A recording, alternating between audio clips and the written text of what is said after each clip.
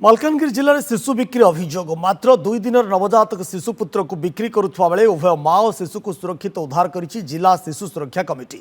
खैरपुट block अंतर्गत दोमालीगुड़ा गाँव सबिता बाटी पूर्व 2टी कन्या सन्तान थिबा बेले गत 2 दिन तले आउ एक पुत्र सन्तान जन्म देथिले। हेले सबिता पुणी थे माँ हेबा नहीं स्वास्थ्य विभाग पाखे कौन सूचना नहीं।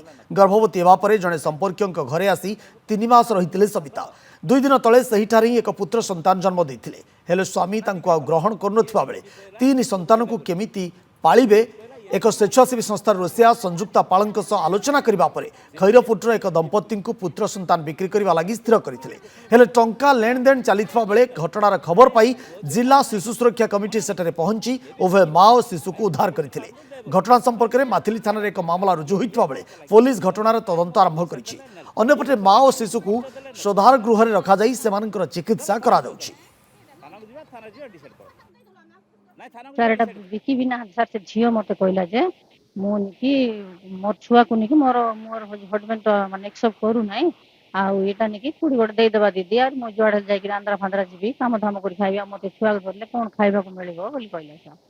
तापर मु कहली र मु कुड़ी गोटे देखि हले आम गां रे सर जणे थिला से निकी जाहि को हबो 18 वर्ष खंडे को जो नाही दीदी आ कुड़ी देखिले मते कहबो कहला।